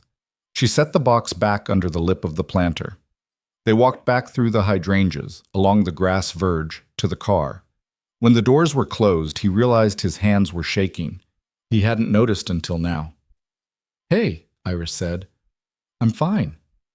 "You're shaking." "I noticed." "Breathe." "I am breathing." "Breathe slower." He breathed slower. The shake receded. He hadn't done anything like that in a very long time. It was one thing to remember that you knew how to do it. It was another to have your body remember that it remembered. He started the car. He pulled out onto Severn Road. He kept the lights off for the first half mile. It was almost midnight. They had what they'd come for. Nobody had seen them. Nobody was going to see them, except that 4 miles up the road, as he came around a long curve with his headlights now back on, A pair of headlights came on behind him where there hadn't been any. Just the headlights, no blue, no red. Just a car that had been sitting dark on the shoulder and had waited until he passed to fall in behind him. He watched them in the mirror. Iris? What? Don't turn around. There's a car behind us. It just came out of nowhere. She didn't turn around. She said, very calmly, how far back? Maybe 40 yards, matching speed. Are you sure it's... I'm sure. They drove for another minute. The car stayed 40 yards back, exactly 40 yards, the way a trained person would.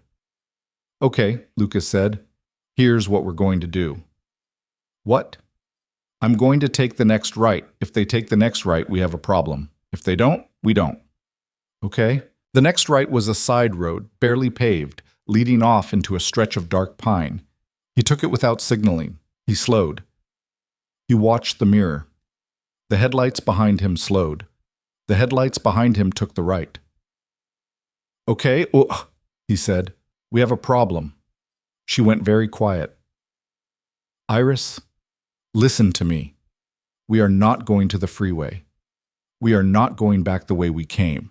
I need you to open the glove box. She opened it. There's a map, paper map. Pull it out. She pulled it out. Open it to Anne Arundel County. She opened it. She had the little red headlamp on low and was running her finger down the folds. I need a route with at least 3 turns in the next 2 miles. Not highway, surface. I want to see if they follow me through 3 turns. If they do, they're ours, and we stop playing. There's a road that loops back along the water. It's called Quarry Cove Road, about 1.5 miles. Take me there. She navigated. He drove. He kept his speed steady. He did not look at the mirror every time he wanted to, which was constantly. They made the first turn. The headlights turned. They made the second. The headlights turned. Jesus, Iris whispered. Third one. The third turn was onto Quarry Cove Road, a single-lane road that ran between a low rise of pines and a stretch of marsh that dropped off into dark water on the right-hand side. There were no houses for the first half-mile. There were no lights of any kind. The world was the 2 red dots of their taillights and the 2 white dots behind them. Lucas pulled a phone from his jacket pocket. Not the one Iris had given him. A different one. A prepaid he'd bought for cash at a Walmart on Thursday. Who are you calling? She said. Marcus? How do you have Marcus's number? You told me on Wednesday he'd take care of Noah if something happened to you. I wrote the number down off your phone while you were in the bathroom. I'm sorry. It felt like the smart thing to do. A beat. I'm not mad, she said. Good. He dialed. Marcus picked up on the first ring, which Lucas had been counting on. It's Lucas Reed. I'm with her. We're in Anne Arundel County on Quarry Cove Road. We have a tail. We've confirmed it through 3 turns. I don't know who. I don't know how many. I'm going to try to end it on this road. If I don't pick up again in 10 minutes, I want you to send somebody to that gas station on Route 9 in... He gave Marcus the intersection. My kid is at 1214 South Prescott, apartment 4, with a neighbor named Elena Alvarez. If anything happens to me, get him and call a woman named Angela. Iris will tell her about a fund. That's all. Don't come for us. Clean up after us. Got it? Son. A pause on the line. Got it, Marcus said. The voice was very flat. Stay alive, Mr. Reed. Working on it. He hung up. Lucas? Iris. Listen. Pass me your backpack. She did. He fished through it without looking away from the road. Her laptop was in there, and a folder of documents, and the little external hard drive clone he'd copied at the house was in her inside jacket pocket, along with the image of the main drive. Good. Here's what we're going to do, he said. About 1/4 mile ahead, the road bends hard right around a rise. On the other side of the rise, there's about 300 yards, where whoever's behind us won't see our taillights. I'm going to take it at speed. I'm going to cut the lights on the far side and pull into the first side road or pull off I can find. We'll let him pass. Then we'll circle back. What if there's no pull-off? Then I improvise. What does that mean? It means I improvise. She tightened the strap on her backpack. She put one hand on the dashboard. Her other hand, he noticed, and the noticing was a small, sharp thing in his chest, reached across the center console and rested on his forearm. Light. Not gripping. Just there. He didn't look at it. "Don't die tonight," she said. "Wasn't planning to." He hit the curve hard. The rental leaned, and he felt the shoulder loose under the passenger side tire for a second, and then he had it back and they were on the far side of the rise. The headlights behind him were gone. He had maybe 6 seconds before they came around. There was a gap in the trees on the left, an old logging cut by the look of it, a dirt track that ran back 15, maybe 20 feet before it curved out of sight. He killed the headlights. He jammed the wheel left. The car bumped off the asphalt onto dirt, and the undercarriage slammed once, hard, and he winced, and then they were behind the pines, and he stamped the brake and killed the engine. He grabbed Iris's wrist and pulled her down. "Don't move." They crouched low in the dark, the ticking of the hot engine, the smell of pine, the sound of her breathing, close to his cheek. Headlights came around the rise. They moved slow, slower than before, crawling. Whoever was driving had realized that he'd lost his quarry, and he was looking. The lights crept past the entrance of the logging cut. They didn't stop. They kept going. Lucas let out the breath he hadn't known he was holding. "Wait," he whispered. They waited. 30 seconds. A minute? 2 minutes. The red of the other car's taillights had long since disappeared around the next curve, but Lucas didn't move until a full 2 minutes had gone by. Then he slowly lifted his head. He looked down the road. Nothing. He listened. Nothing. "Okay," he said. He started the car. He did not turn the lights on. He rolled in the dark back out of the logging cut, back onto Quarry Cove Road, and he turned around and drove back the way they'd come with his lights off until they hit a paved road again. Then he turned the lights on, low beams. Low. He did not go back the way they'd come to the city. He took a route Iris found on the paper map that took them south, then west, then north, in a long, lazy loop that added 90 minutes to the drive home. Neither of them said anything for a long time. Around 2:30 in the morning, on a stretch of empty highway in Maryland, she finally spoke. "Somebody knew we were there." "Yeah." "How?" "I don't know. I've been thinking about it the whole time I've been driving. Options, your phone, my phone, your car, your apartment. Somebody on the inside of your inner circle who knew you were asking questions. Somebody watching your uncle's house, which would suggest somebody who already suspected what your uncle was up to. I don't know which yet." Angela. "Possible. I don't think so, but possible." Marcus. "No, Marcus just helped me keep us alive. Marcus is clean. Unless Marcus tipped them so they'd back off and look clean. Unless that, but he didn't." "How do you know?" "Because he sounded scared for you on the phone. You can't fake that in 2 seconds. Anyway, we'll sort it. That's for Monday. Tonight we just go home." She sat back against the headrest. She closed her eyes. "I'm not going to your place tonight," she said. "No, you're not." "Where am I going?" "There's a Hampton Inn 40 miles up the road. You're staying there. Tomorrow Marcus moves you to somewhere we pick. Riverside is burned." "Okay. I'll drop you at the hotel. I'll drive the car home, ditch it in a parking lot where I can leave it, and I'll get myself back to my son on buses like a normal man with a normal life. And tomorrow we clone the drives. In 2 days you walk into your board meeting, and then we're done." A long pause. "Lucas?" "Yeah." "Please don't be done." The car hummed along the highway. He didn't answer. He couldn't exactly. The honest answer had a shape he didn't trust himself to say out loud at 2:30 in the morning in a rented car with a woman he'd known for less than 2 weeks. "I'll think about it Monday," he said finally. "After the meeting, when we know what world we're in." "Okay." "Okay." He dropped her at the Hampton Inn at 4:10. He waited in the parking lot until she'd gone through the front doors, and he saw the flicker of lobby lights catch her, and she was through and at the desk. Then he drove. He drove for another 2 hours. He stopped once at a 24-hour diner in Pennsylvania and ordered coffee and scrambled eggs he didn't eat because he needed to sit still for 15 minutes and let the adrenaline come out of his blood the way you let a dog come out of a fight. He paid in cash. He tipped well. He left. He ditched the rental in the long-term lot at a mall 2 towns over from his, wiped the wheel and the door handles and the shift, and took a bus the rest of the way home. He was back at his apartment at 9 Sunday morning, unshaven, hollow-eyed, wearing the jacket he'd left the house in, which now smelled like pine. Mrs. Alvarez answered the door in her housecoat and took one look at him and didn't say a word about how he looked.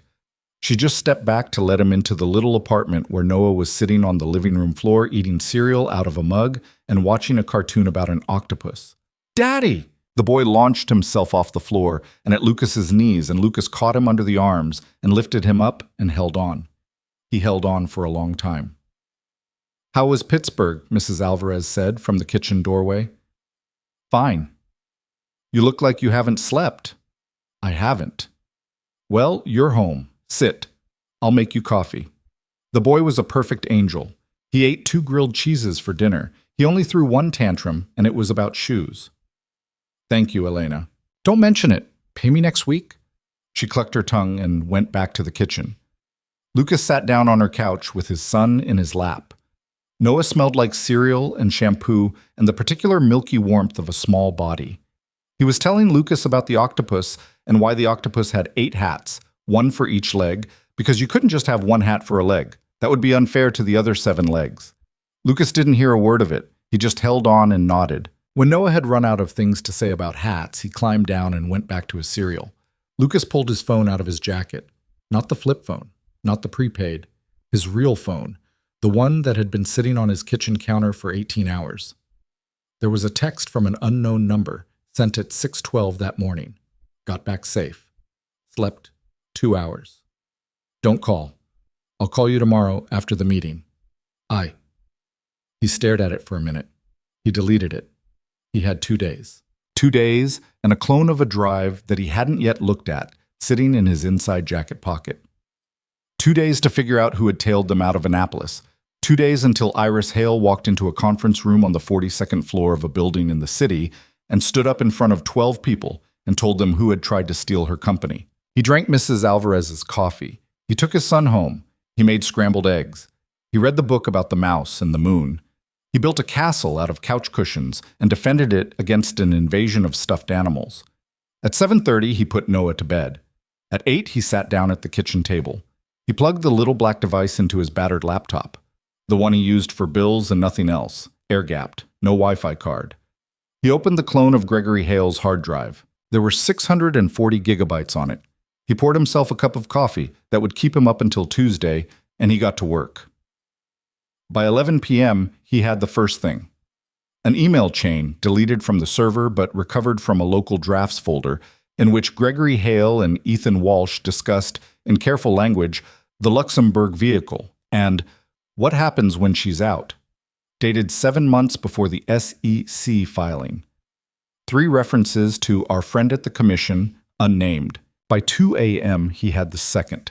A directory of PDF files scanned at 200 dots per inch of the falsified wire transfer records. The metadata on the PDFs showed they'd been created on a scanner registered to Gregory Hale's office at the Annapolis house. Not Ethan Walsh's office. Not anywhere near it. By 4 a.m., he had the third, and it was the one that mattered. A voice memo. 2 minutes and 11 seconds long. Recorded on Gregory's phone and auto-backed up to the laptop when he docked it the previous weekend. Gregory, talking to himself the way old men sometimes did when they were pleased with themselves, narrating a timeline. Board meeting on the 14th, findings on the 21st, suspension vote the week after. By Thanksgiving, the recording said, in Gregory Hale's unmistakable voice, that girl is going to be signing resignation papers in her kitchen, and Ethan is going to take a very comfortable walk off a very short pier, and we are going to take the company my brother never should have left to his child, and we are going to do what we should have done 20 years ago. Lucas sat at his kitchen table at 4:15 in the morning and listened to the recording 3 times. Then he saved it to 2 thumb drives, one of which he taped to the underside of his kitchen table with electrical tape, and one of which he put in the inside pocket of his jacket, next to the hard drive clone.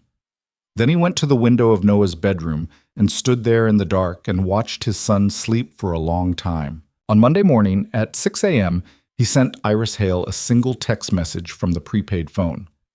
"We have enough." At 6:01, she wrote back. "Then we go." The boardroom on the 42nd floor had a view of the river and 12 seats around a table made from a single slab of walnut that had cost more than a house. At 10:05 on Monday morning, 11 of those seats were full. The 12th belonged to Iris Hale, and she was standing. She'd come in at exactly 10, in a charcoal suit and a cream-colored blouse, no jewelry except the watch that had been her father's. The cut at her hairline was almost gone now, just a faint pink line you had to be close to see. Her hair was pinned back the way she wore it on the worst days and the best days, and nobody in that room had seen her walk in unaccompanied by lawyers before. That by itself made the room go a little quiet. "You're early," Gregory Hale said. He was at the far end of the table. Gray hair, the kind of tan people got on sailboats. A navy suit that probably cost what Lucas made in a year. "I'm on time." "The agenda." "The agenda's changed, Greg. I'm taking the first 10 minutes. A thin smile. "I don't think that's—" "Then take a vote." He looked at her. He looked around the table. 11 faces looked back at him. He smiled wider, spread his hands. Of course, let the girl speak," and sat back in his chair. Lucas was not in the room. Lucas was 3 floors down in an empty office that a woman named Angela had let him into at 7 that morning, watching a live feed from the boardroom on a laptop. The camera was the one built into Iris's own laptop, which sat open on the table in front of her chair, angled just so. Nobody in the room was looking at it. It was just another piece of furniture. They had no reason to know that its microphone was on and its camera was on, and everything that happened in the next 40 minutes was being recorded to 2 drives in 2 different rooms of that building. Iris didn't sit down. 8 months ago, she said, an anonymous filing was sent to the Securities and Exchange Commission alleging that I had personally diverted company funds through a Luxembourg shell corporation. That filing was dismissed. 3 months ago, a second filing went in. That one is the subject of the independent investigator's report you're all about to hear.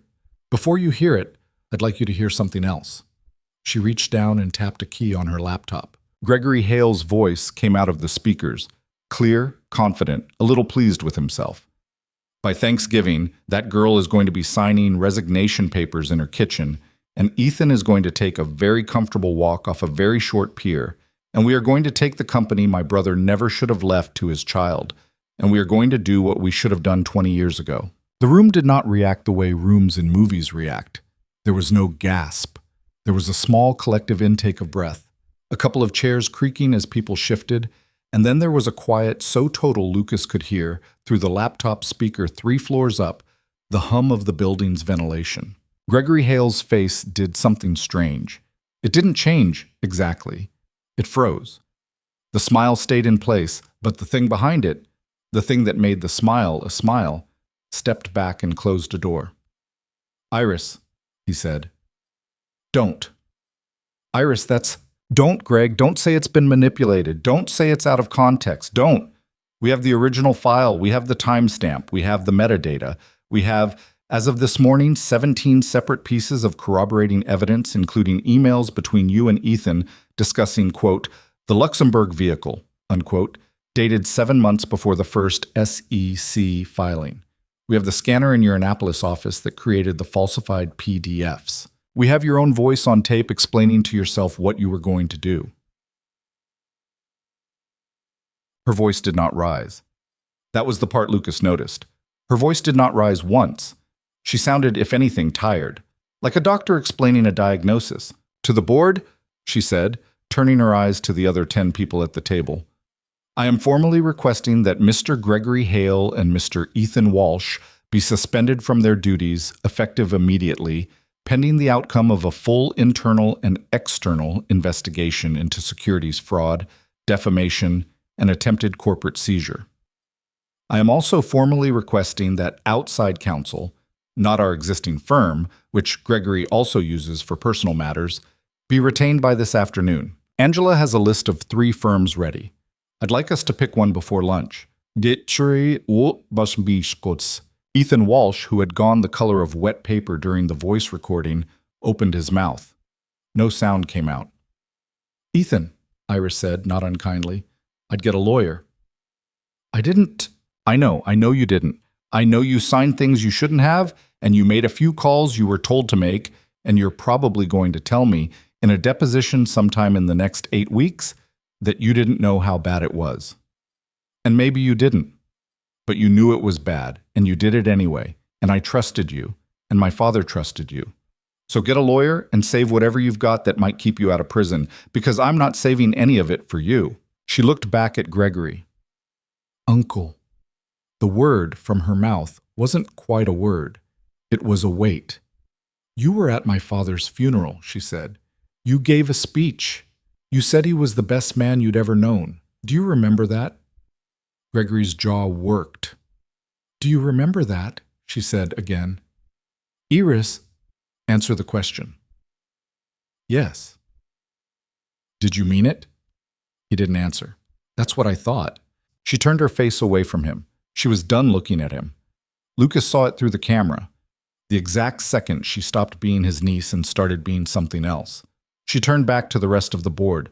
"I'm going to step out of this room for 15 minutes, she said. "When I come back, I'd like a vote. If you vote to suspend me based on a report you have not yet read, that's your right. If you vote to suspend Mr. Hale and Mr. Walsh based on what you've just heard, that's also your right. If you need more time, you can have it, but you can't have much of it, because by the time the markets close this afternoon, this story is going to have a shape. And I'd like the shape it has to be the shape we chose." She closed the laptop, gently. She walked out of the room. Lucas, on the other end of the camera feed, sat back in his chair and let out a breath he felt like he'd been holding since Saturday night.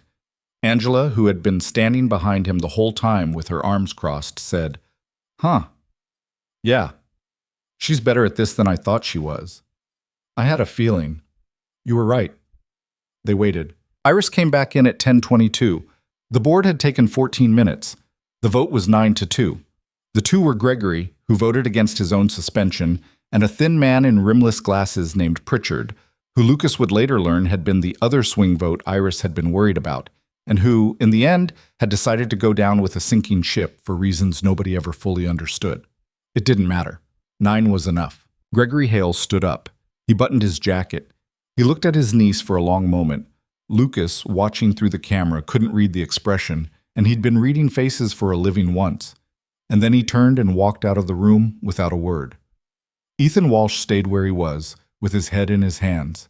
Iris sat down. "All right," she said, to the 9 remaining faces around the table. "Let's talk about what we do now." Lucas closed the laptop. He sat back in his chair in the empty office. Angela was looking at him.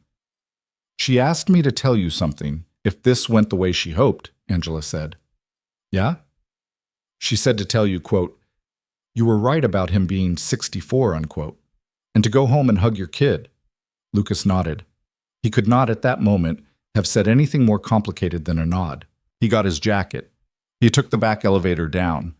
He walked out of the building by a service exit that Angela had told him about, and he took 2 buses and a 15-minute walk home, which had become his signature route by then. And when he got to his apartment at 1 p.m, Mrs. Alvarez was there with Noah and a pot of chicken soup, because she'd guessed, in the way she had of guessing, that it had been a day. "Was it a good day or a bad day?" she said, handing him a bowl. "Good day." "Good."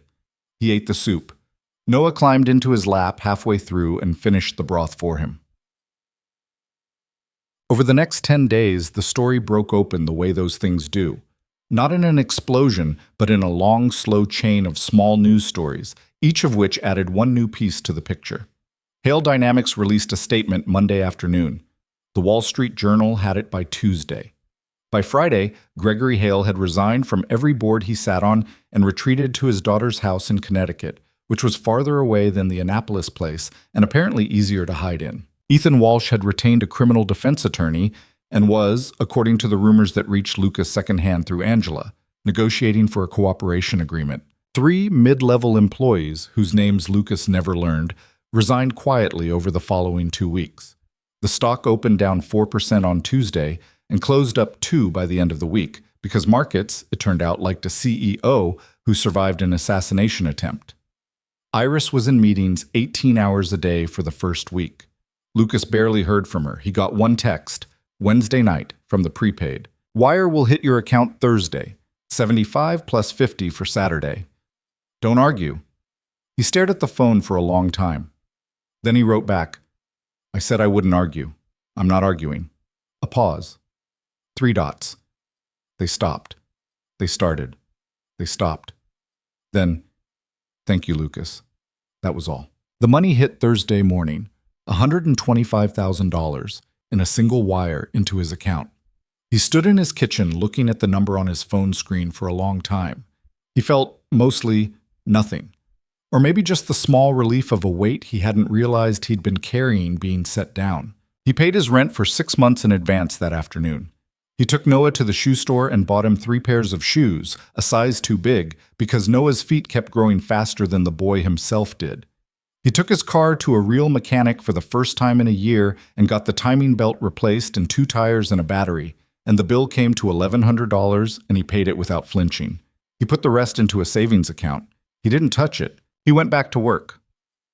Dale at the Shell was mildly surprised to see him on Thursday night because Lucas had called in sick Monday and Tuesday, but Dale did not press the question because Dale had never in his life pressed a question. Lucas stood behind the counter from 10 until 7, and the rain came down and people bought coffee and Marlboros and lottery tickets, and he rang them up, and it was the most ordinary week he'd had in a month. He kept waiting for her to call. She didn't. That was okay.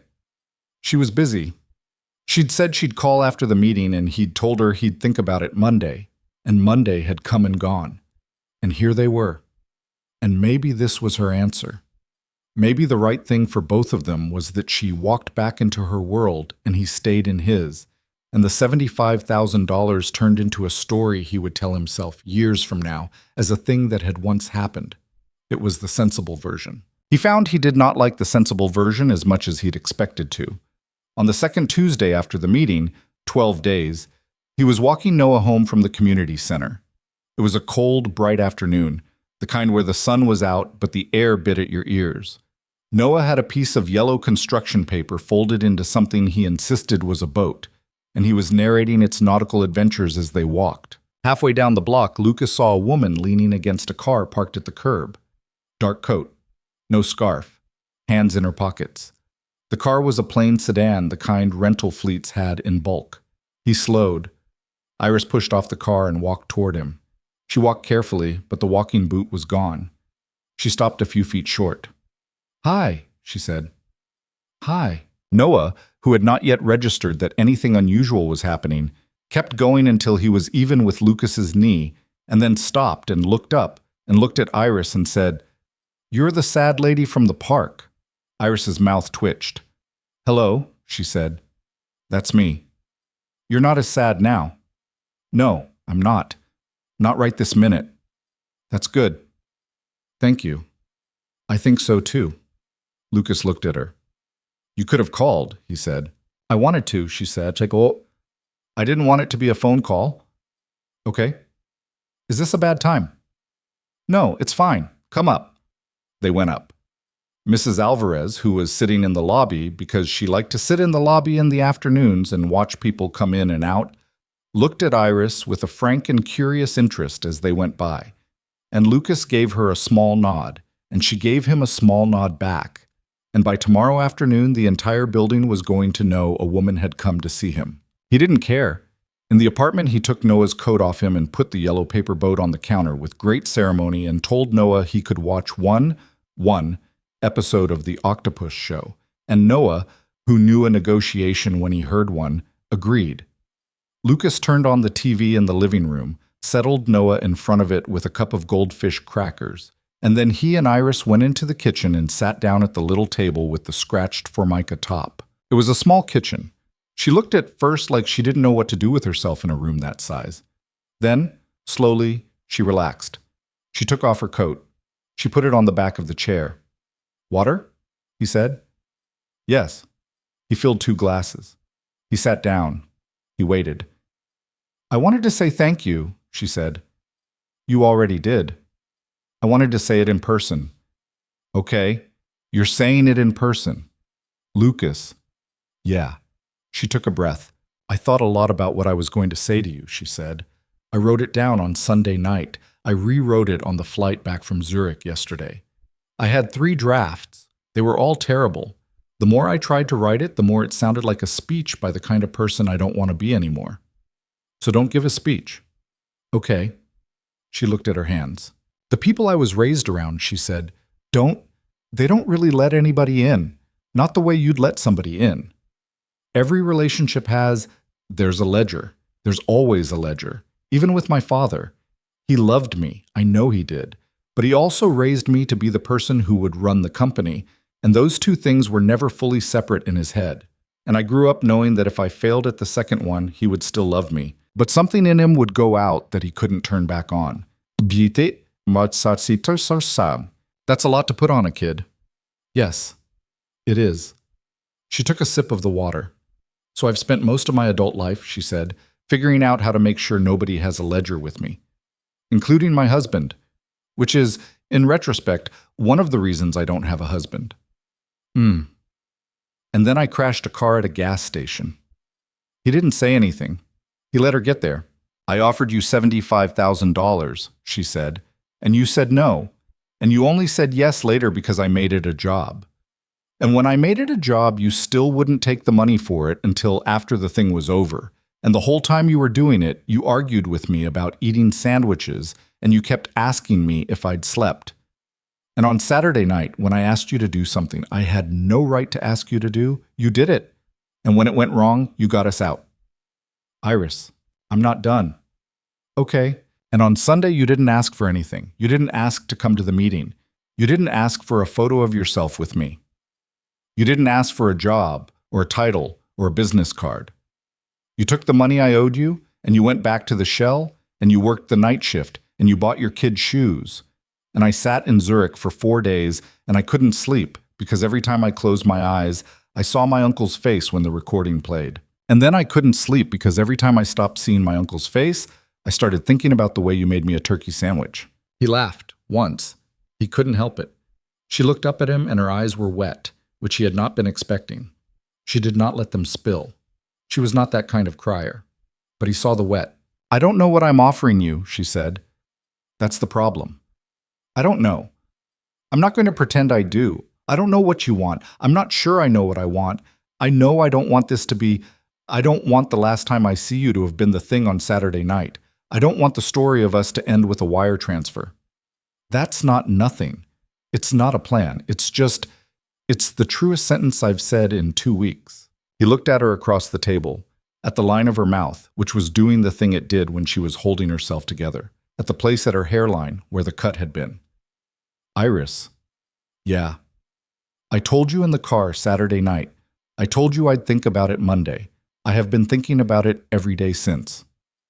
And I'm 32 years old. I work nights at a gas station. I'm raising a little kid on my own.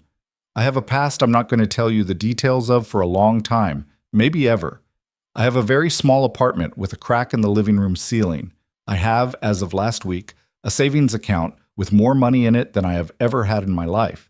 And that money came from you, and I don't want to build anything on top of a thing where I took money from you. Lucas, let me finish. Okay. I'm not going to be good at your world. I'm not going to a fundraiser in Georgetown with you. I'm not going to stand next to you at a ribbon cutting. If that's what you're looking for, you should find somebody else. There are a lot of men in your city with better suits and better smiles who would be very happy to do all of that. I don't want that. Let me finish. Okay? But he stopped. He looked at the Formica table. He looked at the wall. He looked at her. But if what you're saying is what I think you're saying, if you're saying you want to know what this is, without a plan, without a ledger, without either of us having to decide in this kitchen today what it ends up being. Just, if you're asking if you can come over on a Tuesday night when I'm off work and sit at this table and eat whatever I cook, which is mostly pasta, and watch my kid be a 4-year-old and go home. If you're asking for that. He took a breath. Then yes, he said. The answer is yes. She put her hand flat on the table, palm down, and he saw her shoulders let go of something they had been holding for much longer than 2 weeks. Yes, she said. That's what I'm asking. Okay. Okay.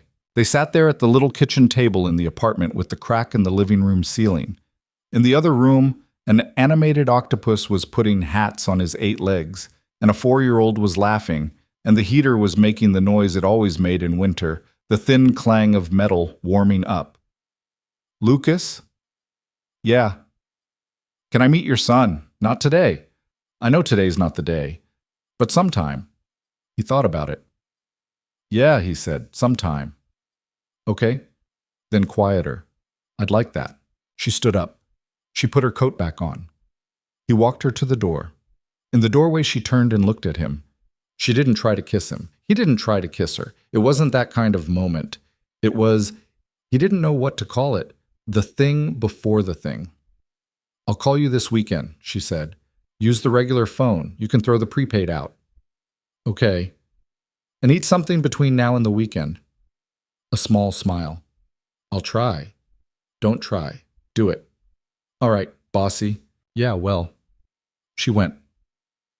He closed the door. He stood with his hand on the door for a minute.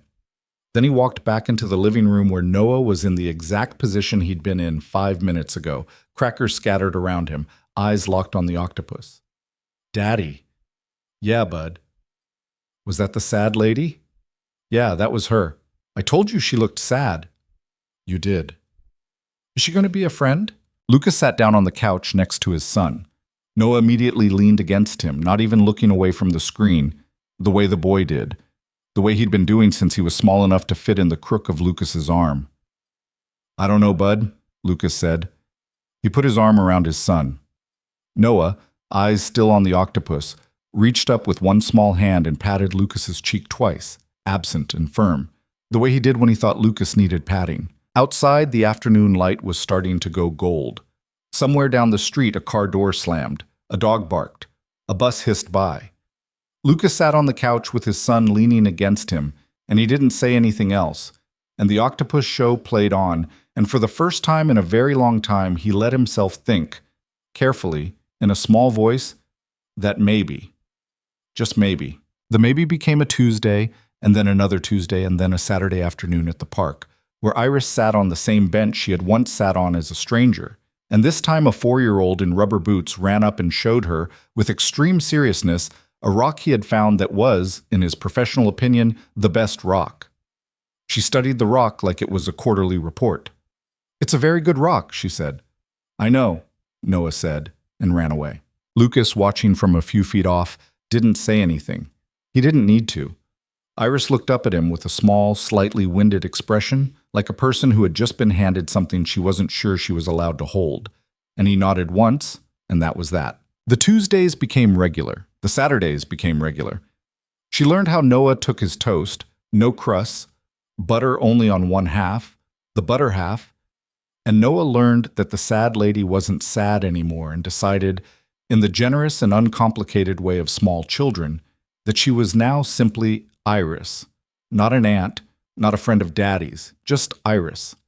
She came over on Tuesdays and she ate pasta, and she built things out of couch cushions that were objectively worse than the ones Lucas built, and Noah was merciless about it, and she took the criticism in the way she had once taken criticism from her board, which was to say, with a straight face and a careful nod, and everyone involved understood it was a kind of love. The first time she stayed for dinner on a Sunday, Mrs. Alvarez knocked on the door at 7:30 with a Tupperware of flan she had made too much of, and accepted the invitation to come in for coffee with the complete lack of surprise of a woman who had been expecting this day for some time. Lucas went back to work, and then he didn't.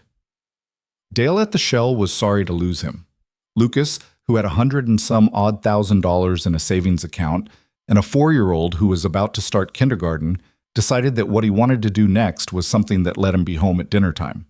He took a job doing private security consulting for a small firm a friend of Marcus's ran. It was daytime work, boring in the way he had come to value boring, and it paid enough that he didn't need to touch the savings. The savings he left alone. He decided, without ever saying it out loud, that that money was going to be Noah's someday, and he wasn't going to spend it on himself. Iris didn't ask him to move into the city. He didn't ask her to move out of it. They met in the middle, which was mostly his kitchen. She learned how to cook exactly 2 things, a passable chicken soup and a very bad omelet, and she was stubbornly proud of both. He stopped trying to fix the omelet. It was hers to be bad at. They didn't rush anything. That was the part that surprised people who knew pieces of the story. Friends of hers, Angela, Marcus, even Mrs. Alvarez, who one evening in the lobby said, in her frank and unanswerable way, "You two are taking your sweet time." And Lucas had said, "Yeah, Elena, we are." because he had been rushed once in his old life. And Iris had been pushed her whole life toward one thing or another, and nobody had ever asked her what pace was hers. So they went slow. They went at the pace of a child learning to ride a bike without training wheels, which is the pace of someone who knows the falling is part of it. There was a wedding, eventually, 2 years on. It was small. It was held at the back of a restaurant that made very good bread, and Noah wore a little suit and carried the rings on a pillow and dropped the pillow twice, because he was 6 by then and had decided that the correct thing to do with any ceremonial object was to investigate whether it bounced. Iris laughed so hard at the second drop that she had to lean against Lucas to stay upright, and he kept his arm around her waist and his other hand on his son's shoulder.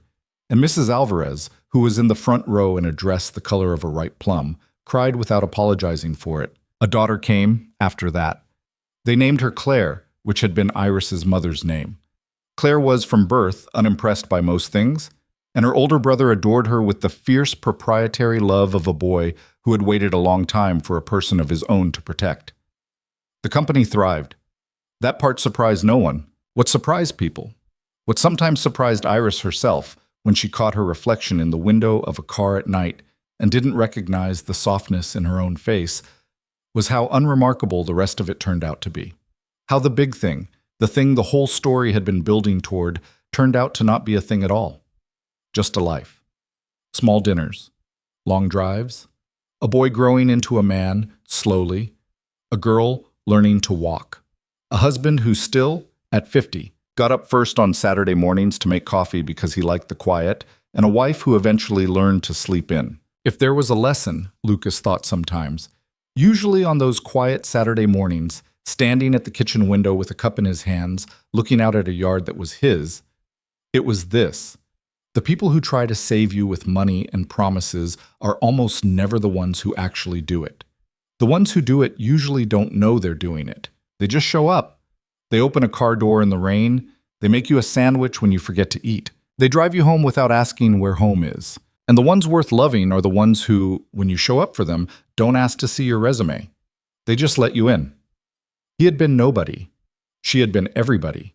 Neither of those had turned out to be true in the end. They had just been two tired people at a gas station in the middle of a storm, and somehow that had been enough to start with. Which, Lucas came to believe, was how most real things started. Not with a grand entrance, but with a person deciding, quietly, to stay. He had stayed. She had stayed. And the rest, for the rest of their lives, was just the staying.